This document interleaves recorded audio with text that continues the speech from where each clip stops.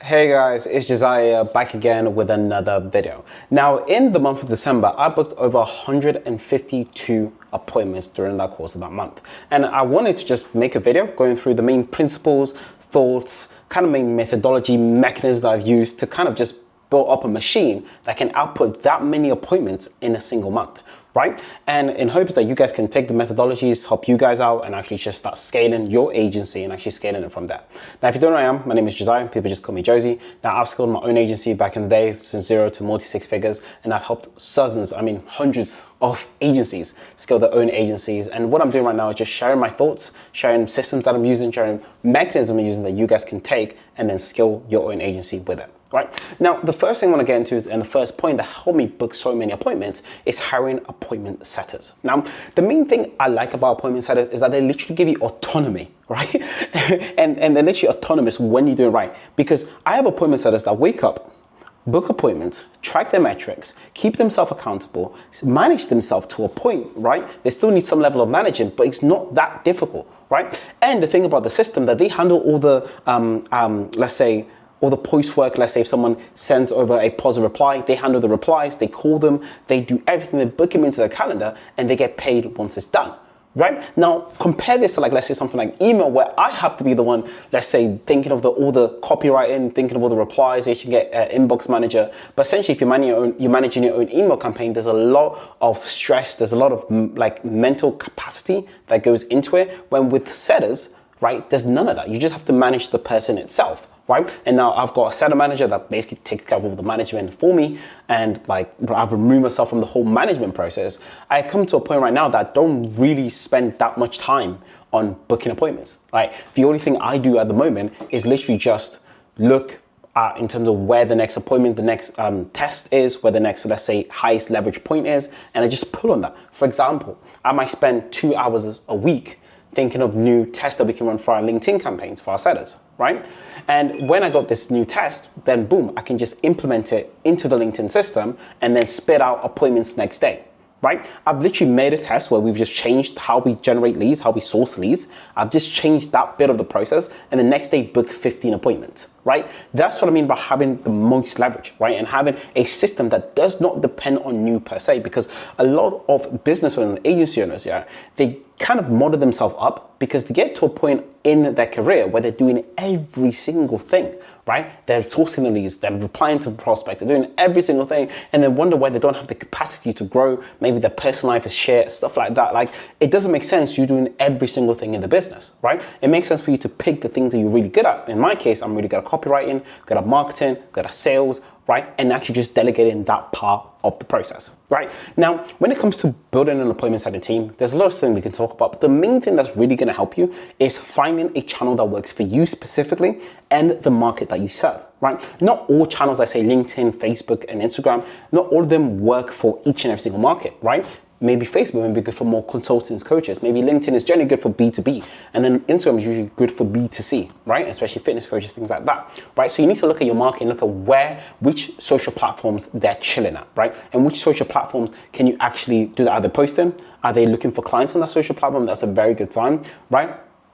And are there a lot of them in that social platform? And also, are they easy to find, right? Let's say on Facebook, it's very hard to find SaaS companies on Facebook or SaaS owners on Facebook. Like, don't go there. Go to LinkedIn, where it's much, much easier to find them type of prospects, okay? Now, once you've found exactly where you want to target, right? Let's say Facebook, or let's say Instagram. The next thing you want to do, and what I do specifically, is actually find a process that works for yourself and that books you appointments. And a lot of people skip this and they just go from literally from 0 to hiring appointment setters, and they realize why it doesn't work, right? Because you need to find something that works for you, that you can go again, let's say, book 2 to 5 calls just yourself before getting any team member on board.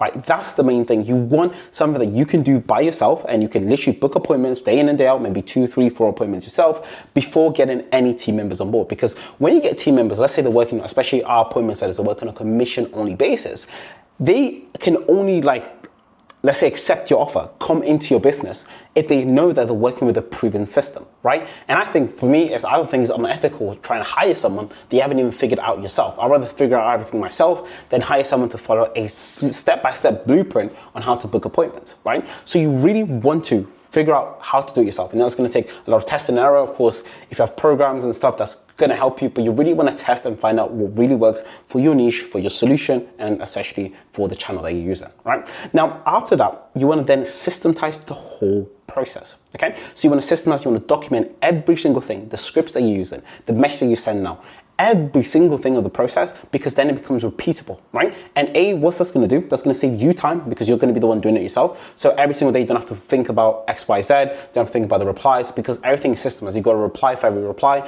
You got this, your first message. You're not really changing the system. It's such a repeatable process, right? And then once you've got it to the point that you have repeated process, that you have systemization, you have documents in place, right? That actually says to a human being, without even speaking to you, that this is how you run this part of the business, then get a setup, right? And your first setup is going to be, if not the most crucial setup, that I like to call like your baby born setup, because that first setup is going to show you what is possible, right? When you have someone that's managing your LinkedIn or managing your Facebook or managing any of your social platforms and booking appointments on your behalf, life starts to get a lot easier, right? Because your time is de-linked to appointments. Like whether you shift, whether you go sleep, whether you go on holiday, you're constantly booking appointments. Like when, I remember when I went to Newcastle for my girlfriend's graduation and we were just there, and that's the day where we booked 20 appointments and I didn't even do anything. Like I was just on road for like 3 hours. I was probably like 3 or 4 hours I was on the road, just driving to Newcastle, the other part of the UK, right? And I was just booking appointments. And I thought it was illegal. Like, I'm like, bro, like, what's going on, right? And I was excited, to be honest. But like you get to a point where you've actually delinked yourself from appointments. That's when life really starts like getting easy. That's why you see a lot of entrepreneurs these days. They may be flexing, they may be doing loads of dinners, they may be networking. You're like, how are these guys making money? Because there's other people in the background that's doing the work for them, or other systems in the background that's doing the work for them.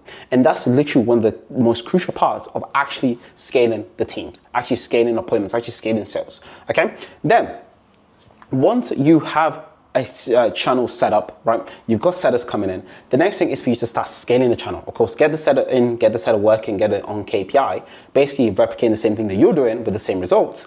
And then once you have that, you really want to start scaling the channel. Now, the biggest key here, do not go from one setter, right, to 2 setters. Go from one setter and giving him 5 accounts. 5 to 7 accounts usually, right? The reason why is because one setter, if he's working full-time, can handle 7 accounts, right? So your goal after getting a setter, it's not per se to get another setter, it's to stack the setter up. I like to call it getting a leveraged setter. So turning from a setter to a leveraged setter, right? A setter that can handle 5, 6, 7, 8 accounts at the same time. Because that setter not only is going to be making a lot of money, right? Because it's going to be making you so many appointments, it's going to get paid, let's say $30 to $40 per appointment, but that setter is literally going to be booking you like 20, like not say 10, I'll say 5 to 10 appointments, max, right? With like 7, 10 accounts, right? And he's going to be filled to the brim, right? Because like, there's a big quote, I don't know where I heard it from, right? But it's like this crazy entrepreneur that says you want to max out each employee, right? You really want to max them out. Make sure that each employee is driving as much revenue into the business as possible. And I take that methodology throughout all my entire life, right? Because I'd rather have few employees that are getting paid more than like a bloody army that's getting paid peanuts, right? That's what I would prefer, right? So you've got to set up, you leverage them with so many accounts, and now it's time for you to scale that channel, right?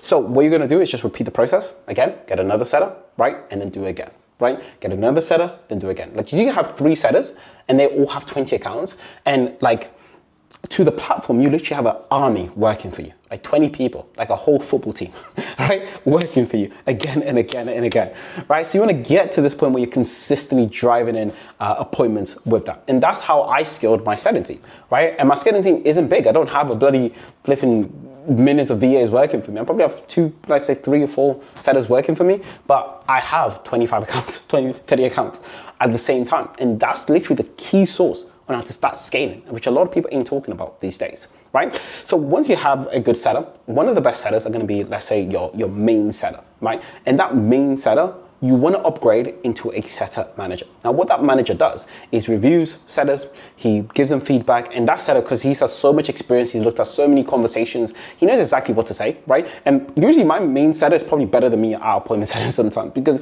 he's just in the field always setting appointments, right? He's like a bloody robot, right? So that guy, he's impossible to everything, but the main leverage thing that he's responsible for is recruiting, training, right? And managing other sellers. Now, this is key because the thing about sellers, right?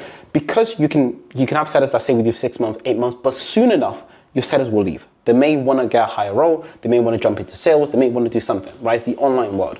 But if you have a key seller that's with you, that's getting paid handsomely, right? He will be loyal to you. And that one seller can literally build 4, 5, 6 sellers under him, right? Without your help. Because he knows how to train, he knows how to recruit, he knows what good sellers look like, right? So he's able to distinguish which is the good from the bad. And that is literally how I'm scaling in 2025. Like, I am using leverage, which a lot of like businesses is not a big thing, but I'm using leverage in terms of labor, right? I'm taking the labor and he's going to be recruiting sellers, managing them, getting accounts, because we have all of them systems dialed in, and he's managing all of that. But what that does for me is it allows me, especially having it all autonomous, having all kind of like, let's say, delegated in one way and all systematized and decentralized for myself, it allows me to step back and look at the business more holistically, right? And focus on other areas of the business that needs improvement without my time being 100% dialed into the sellers, okay? That's the key thing that you wanna look at, right? It's not about like, me booking 100, 150 appointments. It's about how much time I've spent doing that for myself, right? Because I'll say the most of the time we probably have an hour meeting per week, right? And maybe we chat on Slack sometimes, but I'll say probably I spend like 3 to 4 hours per week just with the sellers, and that's it, right? That's it, max. And that's just me really trying to push it, right? I could spend 1 hour per week or 2 hours per week, right? But have someone in place that's dealing with that, okay? So now you have an appointment setting team going up, okay? The next thing that I've done personally is I've got that system dialed in and it's all decentralized for myself. Now I'm like, hey, how can I max things out? Because I have time, I actually just decided to add another system into the mix, right? So the system I picked is email. Now the reason I've done that is because sellers are very consistent, right? But sometimes have the up and down because of, let's say, regression to the mean. Sometimes you have good months, good days, and bad days, but it's all gonna average out to a consistent day, basically, right? But I wanted to really maximize a few things, so I started using email. Now, the route I took with email is 2 routes. I took it just more of like the normal emails where you're gonna get just a normal, let's say, a blank text email. And I also took a Loom approach, right? So we do a lot of things. We use Vimeo, right? And we use Loom. So this allows us to send up to 1,000 personalized Looms each and every single day to the market, right? Now, a lot of people ain't doing it. People, when they usually send Looms, send like 100 or 150, and they realize why they're not getting results, right? We're sending up to 1,000 Looms per day, right? We've got the system fully automated, right? My time is not spent on making Looms or things like that. I just record one evergreen video, which is just multiplied and duplicated throughout each and every single prospect. Okay, so that's the main thing that we're doing. Right now, we're actually looking into Clay, using that as well to add things on. And this, just from email, allows me to book an additional 3 to 6 appointments, right? An additional to the appointment setters, right? So I have the email working for me on the left side and the appointment setter working for me on the right side, right? So whenever one is up, one is down, it just kind of averages out. And this, to be honest, it makes me feel more secure in the business. As a business owner, you don't want, let's say your appointment setter gets ill or something, you can't work, you just don't want to deal with that, right? You want to have as many things working in your favor, right? Okay. Now, once you have these systems going on, sometimes you're gonna feel a bit overwhelmed, right? And throughout this whole journey, there was times and points which I just felt a bit overwhelmed in terms of, okay, like what are we actually doing here? And a few things that I've just figured out is just like fixing one problem at once, and that'll be the last point. Fixing one problem at one time, right? So let's say for the sellers, right? What I'll do is I'll look at all the data and I'll track data each and every single day. Like if you know me, I'm always gonna look at data. Even my students, when they come to me like, hey, Jozy, look at this, I'm like, show me the data before I'm gonna give you anything else, right? Especially for something like marketing. I really am data driven, okay? So I look at every single data from each department and I really figured out where is the biggest bottleneck, and I work front to back. So I always focus on, let's say, the positive reply rate, the calendar send rate, the meeting booked rate, and look at where are we lacking in these departments or these, let's say, metrics, okay? And then from there, I just focus on one thing per week at a time.